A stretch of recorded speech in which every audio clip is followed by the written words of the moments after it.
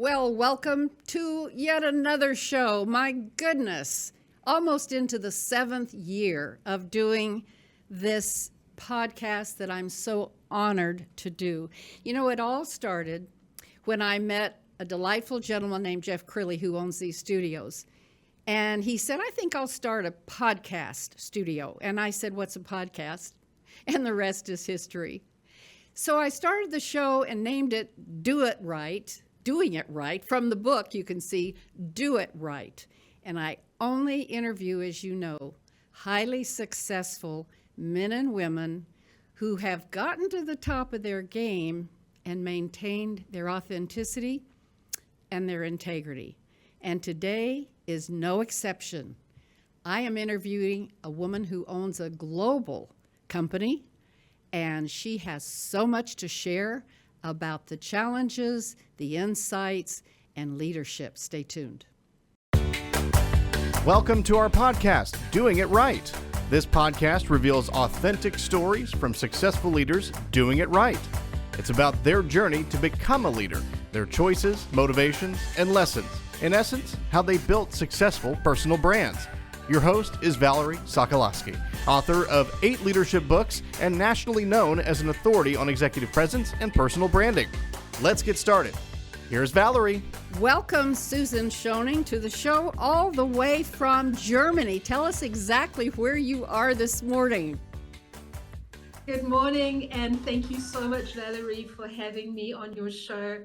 I'm coming to you from just outside Munich. In fact, we are in a beautiful part of the world that is between Munich and between Salzburg. So Sound of Music country on the one side and the Oktoberfest and beer country on the other side. So really rich in culture. Well, how in the world did you get there? Your accent is not from that area, is it, Susan? So well spotted. I moved to Germany for love. You speak to most people who have an accent that is not German in this part of the world, and you'll find that they followed somebody that they fell in love with. And that's my story. I'm a South African, and I met my husband while he was en route back to Germany. And he's a South African German, and he was coming home to renew his passport. And when I met him, Valerie, it's so funny because there was this thing in my head that said, it'll be dinner, it'll be a movie, and then he'll go because he's going back to Germany. It will never be anything serious. Well, look where I am. We got married, and here I am living outside of Munich. What do you love most about that? I want to visit. You know, I was not prepared for how beautiful this country is. It is picture postcard beautiful, you know, from the mountains and the valleys to the castles and the architecture. It is just the most exquisite country that I've ever visited or had the privilege of living in. And you know, where I live right now, 5 minutes from my front door, there is this most beautiful forest. If I walk 10 minutes in the other direction, there is just this flowing river. And to be surrounded by this abundance of beauty in nature is such an incredible gift. Well, I live in Dallas, Texas, and I have a beautiful backyard that my view is all the time, but boy, it is growing like crazy. Is Germany experiencing growth? Yes, but it's different to how you might experience it in the States, because what happens here is the size of the towns are very well controlled. And so there isn't this massive urban sprawl that's an uncontrolled urban sprawl. It's a very regulated, very controlled growth of the villages or the towns or the cities. So massive growth because, of course, we have people pouring in through the country and into the borders and so on. Possibly not enough housing for everybody, but not in that space where everywhere you look it's just urbanized and industrialized. No. Well, I'm going to come visit, but right now, I, I will. I want to talk about the reason you're on the show. You have a global organization called Coach Automator, and I became aware of this several years ago, and I know enough about it to be dangerous. But I want you to tell us, what is Coach Automator that you and your husband now own, and how did you start it? So Coach Automator is essentially an organization that helps coaches and solopreneurs to grow their business, to take their business to the next level, to create structure, to create support while they are doing what it is that they do with their clients. We provide all the business infrastructure underneath that. And there are essentially three aspects to what we do. So the one is a very comprehensive marketing automation platform. So we provide coaches with all the tech tools that they need to be able to do their websites, their landing pages, their sales funnels, automate their email lists, and do their invoicing and their e-commerce. And all of that is on one platform. Courses, events, whatever that they need to do to be able to run and market their business. The second thing that we do is we do a lot of teaching and a lot of training in terms of what to do on the platform and how to use the tech, but also how to market your business, how to promote yourself, how to put yourself in a space of visibility. So we do a lot of training there. And then we have a done-for-you agency where we work with clients and we do all the creative. So if they come to us and say, I don't know how to do a website, or I don't know how to run a campaign, that we then say, we'll help you, we'll build your courses, we'll write your ebooks, we'll put your websites together, we'll run your campaigns. So those are the three aspects of what it is that we do. Well, I ask that question because you do all of that and have for quite some time for me. Now, audience, here's what I want you to know. There are a gazillion people who say we will handle this, we will handle that, etc. Honestly, their tagline, I wasn't sure if I could believe it. It says, do what you do best and we'll do the rest. And I thought to myself, well, I do a lot of things. How could anyone do all of the things I need in my business? And I have for many years needed someone like that. Susan, what I want to say to the audience about Coach Automator is I'm blown away because your tagline is your brand promise and you stand beside it. Thank you. You're welcome. Go ahead.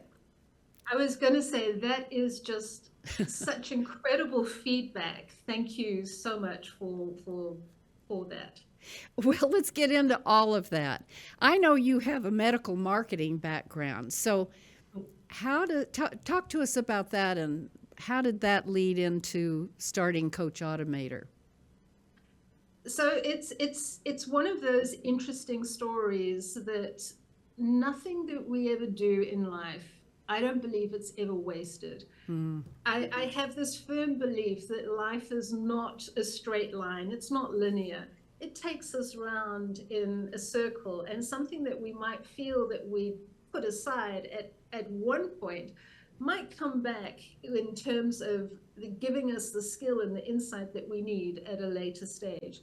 And my journey is a little bit like that. I started my career as a nurse too many years ago to say, but that's where I started my career. And I left nursing because I really felt I wanted to do something different. And I took myself back to university and I studied journalism and PR, only to find that when I left university and I started working, that I was now covering medical stories because, of course, I had the medical background.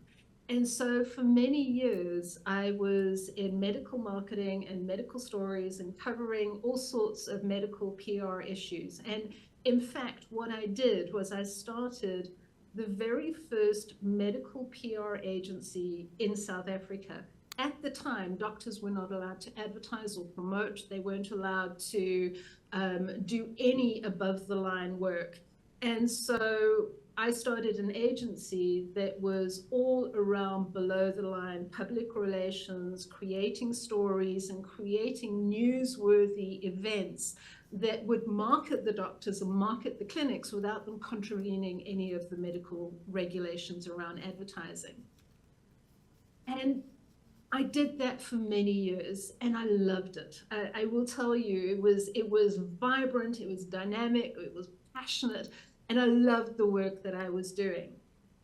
But during the course of my work, I met a psychologist who had the most profound effect on me. I saw the work that he was doing with his patients, and I saw the outcomes that these people were experiencing. And I walked away, and I'd been sent to interview him and do a series of talks with him. And I walked away saying, I want to do that. I want that. I want to experience what he does and feels. It just was so empowering for me. And so I took myself back to university and I studied psychology.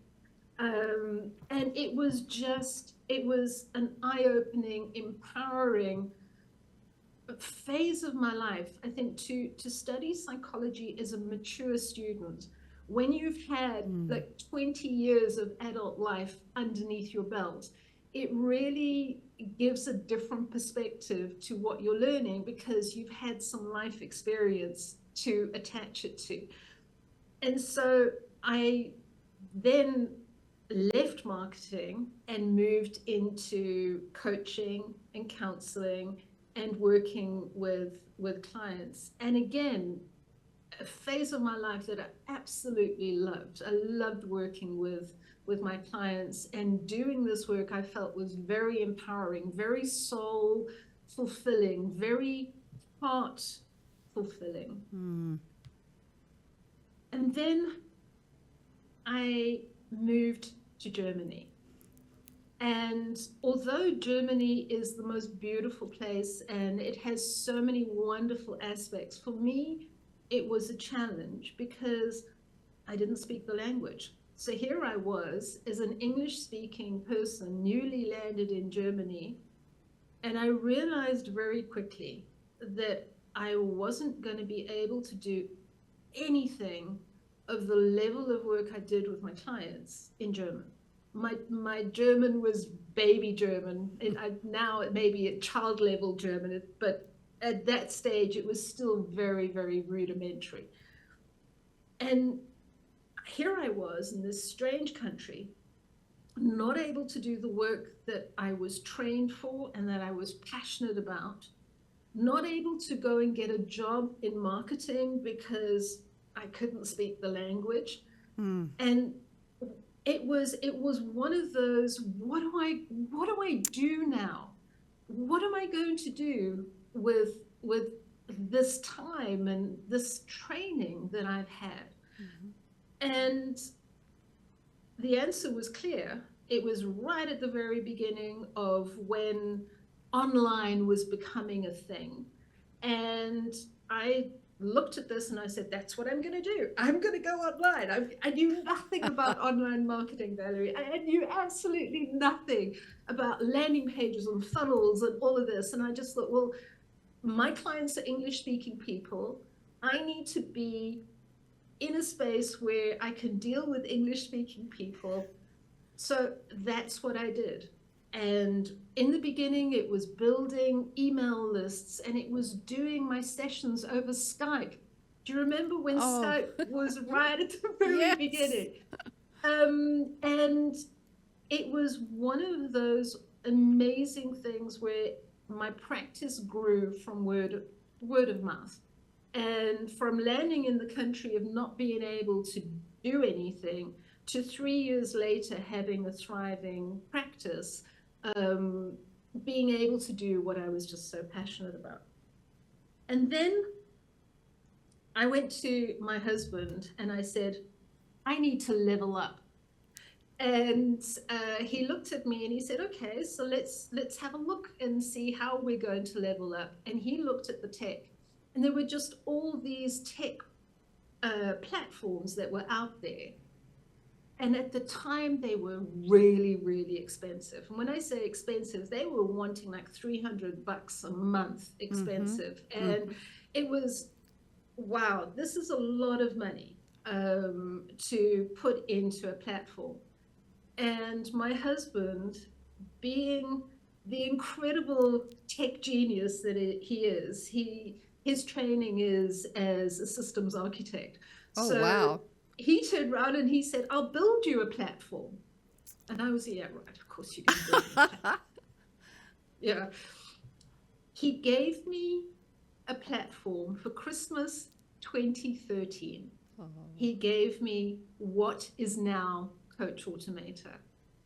And I started working with this platform that he had built for me. There was no thought about making it into a product or putting it out for anybody else to use. I started using it, and the most amazing thing happened, Valerie. My friends and some colleagues started saying, what are you using? Oh. And I said, well, my hubby's built this. Isn't he amazing? And they said, can we use it too? Would it be okay if he adapted it and maybe we could use it too? And in the beginning it was, yeah, of course, like, here, try it. And what we didn't realize at the time, those were our beta testers.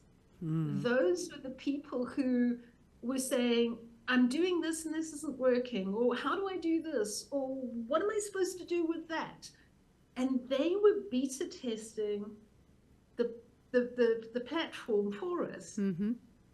And we kind of looked at each other and we said, we might have a product here. Amazing. There might be something in this. What a beautiful story. And it just goes to one of your top takeaways, Susan, when you said, explore doors that are opening for you. And sometimes, based on what story you just shared, you have no idea that it's even a door. Yeah. But you paid attention to it. So how does working with your husband work? It's challenging, it's exciting, it's frustrating, it's invigorating, it's motivating, it's get out of my office now, it's all of those things. We have an incredible complementary skill set. He is very left-brained, very logical, very systems, very process. He is a systems architect. He is able to conceive of the process and make it happen. He's unflappable. No matter what you throw at him, he's calm, he's relaxed. Okay, let's figure it out. I'm on the other side. I'm the creative. I'm the one who's popping with ideas. I'm the one of, let's do this, and what about this, and can we try this? And so it's an incredible overlap or complementary overlap of attitudes and personalities and skill sets that we have. And when we brought it together, he resigned his job in 2015. And when we realized that this was a product, and he spent time developing and bringing in all those elements that are part of Coach Automator today. And so He is the tech voice of Coach Automator. Everything that you see is because of his vision and his ability to translate and put that into tech language to make it work. You know, sometimes in life, Susan, things just start to meld, and sometimes we're not sure where it'll go. And I think that ambiguity is a good thing. Who would know that today you have this huge global organization? And since I am a part of it by learning from you, I will just say, how, and I mean this, do you stay so creative? You know, the tech part is the tech part. I don't even know what to ask questions about that. But I do, because I'm a creator too, I do want to ask you, when you, the creative side, get stuck, if you do, knowing your medical background and your nursing and the marketing aspect, give us some tips on how you get unstuck. So that's such a brilliant question, because you know what, we all get stuck.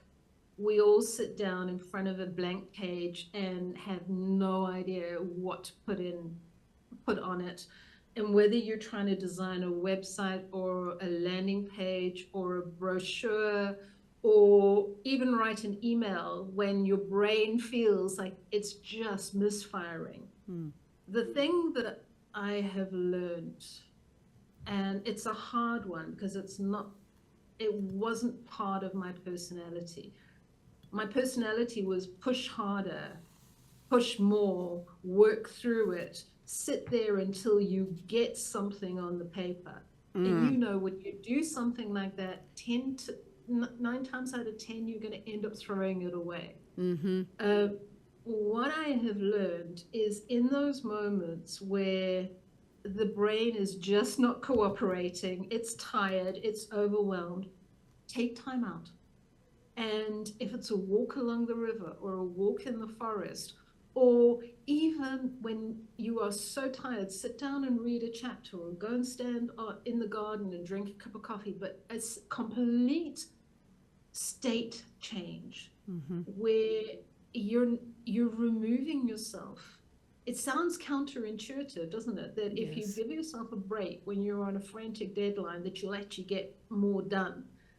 But it's true. Give yourself that break. There are times, Valerie, I will tell you, I exist on too much coffee, and I have to consciously tell myself enough. I try very hard to manage my sleep. I try very hard to look after my diet. But the biggest thing, I think, is I don't do it by myself. I've got an incredible team of creative people around me. And we've kind of got this code where we turn around and say, I got nothing going on. And somebody else will say, I've got nothing. The neurons aren't even firing, never mind misfiring. And because there is this creative energy and this level of trust within the team, that somebody's always going to have something to pull it together at a time when you, and the lesson I learned from that was, you don't have to do everything by yourself all the time. Oh, good. Yeah. I needed that one. There's many lessons I know you've learned, and I want to ask you something as a business owner. As your client, everything seems so easy. No matter what I ask for or how stuck I am, your company is helpful. You get me out of it. You move me on, and very positively. So I'm grateful for that as a fellow optimist. But you know what, Susan? What I believe from experience is that people they assume that everything comes easy to you. You are a natural creator. Therefore, you just probably sit down and everything just comes to you. Talk to us about that. Oh, that's such a good question. Thank you for asking, because it's not something that many people do. So I think it's human nature to look at other people's success and assume it happened overnight, or it's okay for you because, everything's going well, or people just see the tip of the iceberg. And what we don't see, and we're all guilty of it, what we don't see is the stress or the sleepless nights or the burnout or the many, many hours or the things that didn't work. You know, the many times that you tried something and it just didn't work and you started from scratch again. And I think it's really important that we understand that it's not easy and it's not meant to be easy all the time.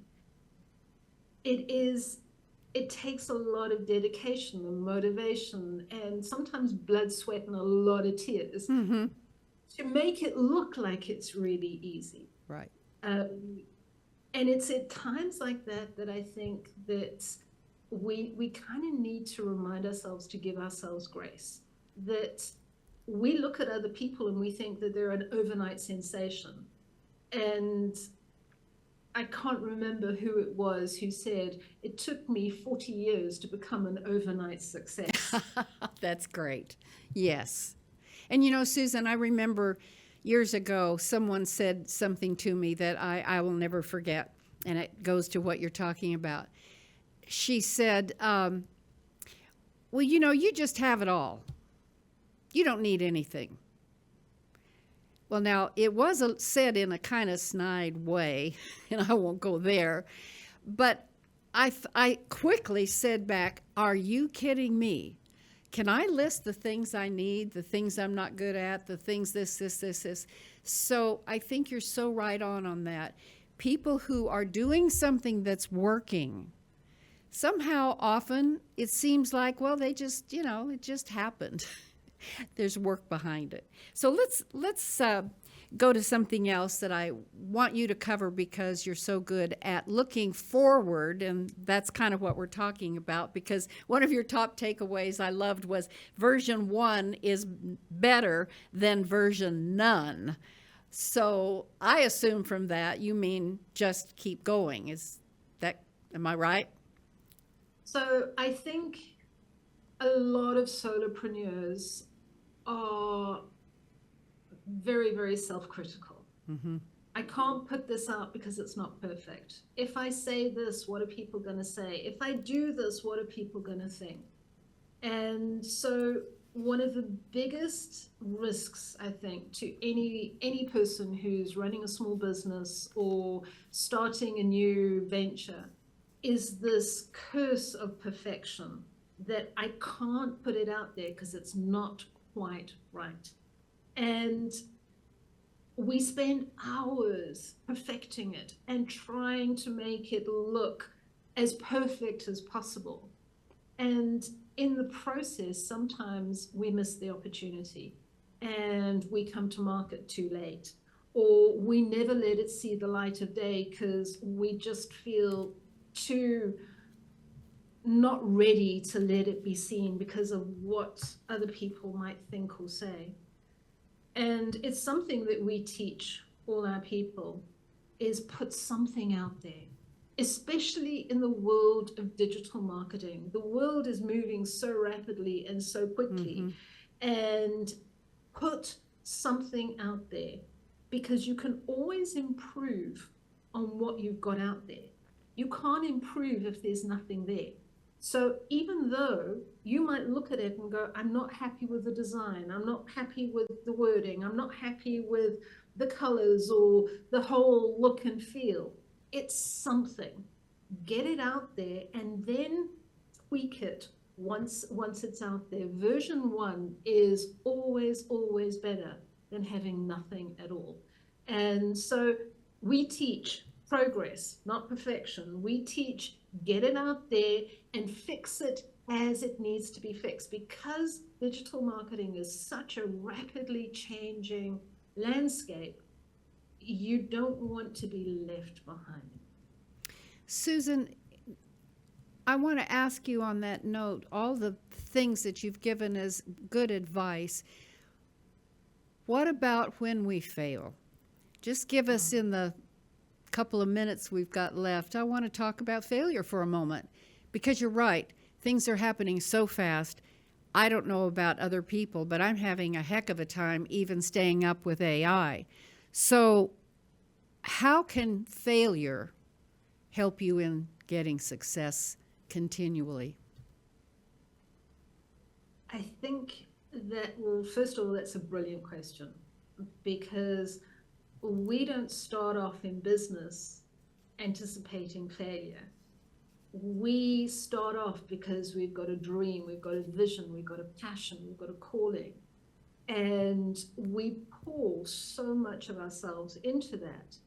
And then when it doesn't work, what we tend to tell ourselves, it's because I'm not good enough, or I just can't get it right. And we bring it back and we make it very, very personal. We internalize it that I'm lacking, I'm at failure. As opposed to, okay, the passion's still there, the calling's still there, this need is still inside of me to do this. Maybe I got the messaging wrong, or maybe I was talking to the wrong people, or maybe the pricing was wrong, or maybe I need to retweak the name of my product. And to not be in this space of internalizing it that it means I suck, but Right. it's what else is there that I can look at that shifts it. And I think that's probably the most important thing, is because failure comes, and it's going to come to us all. We're going to do something that we're very vested in and very passionate about that just doesn't work. And give yourself time to, okay, this happened. Maybe give yourself time to grieve, because you had anticipated an outcome and you got something else. You know, give yourself time to recognize it and to grieve it.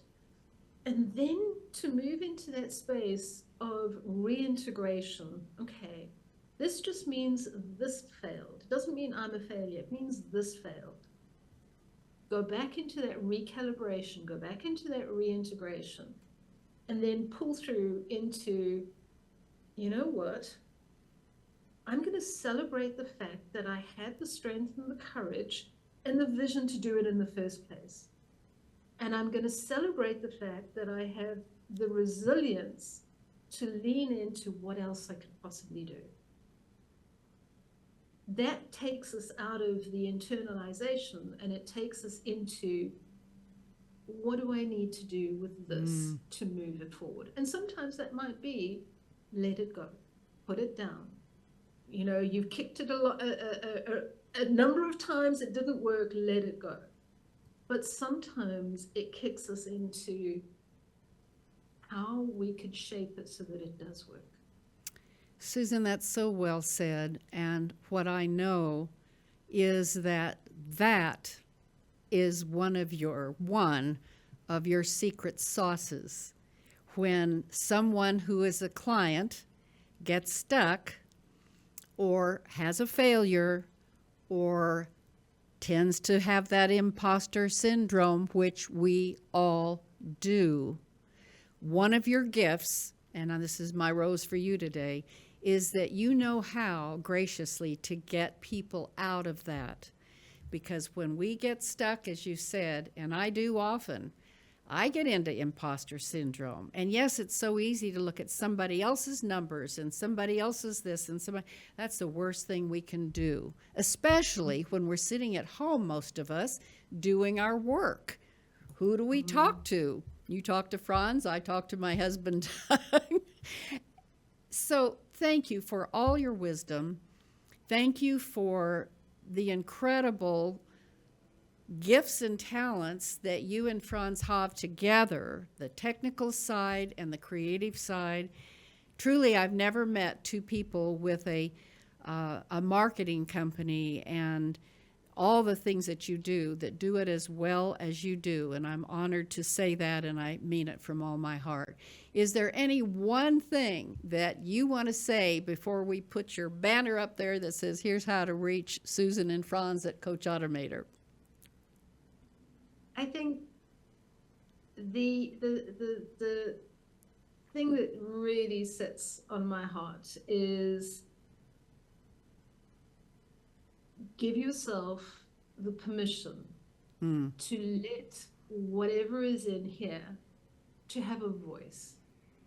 So many of us hold ourselves back, and we tell ourselves we can't. What if I gave myself permission that says, I'm going to learn how to, and I'm going to give myself permission to try and to learn how to. When I started Valerie, as I told you, I had no idea what tech was about. I had no idea what funnels and landing pages and all of that, and I was terrified of anything to do with tech. If you had told me 13 years ago that I would be running a tech company, I would have laughed at you. Give yourself permission to walk through the door and see what's on the other side. Give yourself permission to explore what your voice needs to say. And you might be amazed by the journey that it takes you on. And Susan, the journey you take all of us on who are your clients is amazing. It is like we are all of us feel like we are the only client that you have, because you spend so much time and put so much effort, both technically and creatively, into helping us be successful. So I couldn't do what I'm doing without Coach Automator. And audience, you can see at the banner at the bottom how you too can use their services. And I will say this in front of Susan, I am just thrilled at the value financially that you give us, way, way over what other people would charge. So I'm just putting that out there and thanking you for sharing both of your gifts and for me being your client. I wish you all continued success, and stay tuned for just a minute, Susan, because I always leave the show with a Valerieism. It's just a little philosophy I have. And it's kind of what brought me to you. And it's this: pause when you get to a fork in the road. How many of us, audience, have been there? And that's called stuck, because we're at the triangle of it. Like, oh my gosh, do I go here, or do I go here, or do I go here? Well, Susan said it well. Sometimes in our careers, when we get stuck, we really sometimes are forced to pause. And I think that's a good thing, because you know what? There is a door to open. It just hasn't shown up yet. So that's my Valerieism. Susan, thank you for being on the show. Give Franz my best. And audience, get in touch with them. This is not, even though it's called Coach Automator, it is for business people. So get in touch with them, even though they're in Germany. And let's see, it is 7 hours ahead for you, Susan. So go have a glass of wine, cup of coffee. What are you going to do? I'm going to go and have a glass of wine. Well, here's to you, my friend, and to all of you. Until next time, stay authentic and stay positive. Bye for now. Thanks for listening. To receive Valerie's voice, free monthly leadership tips, and to learn more about her leadership programs and coaching, visit her website, valerieandcompany.com. Next week, we'll be here again to inspire, engage, and equip you with teachable points of view from successful leaders who have been doing it right. Until then, lead authentically.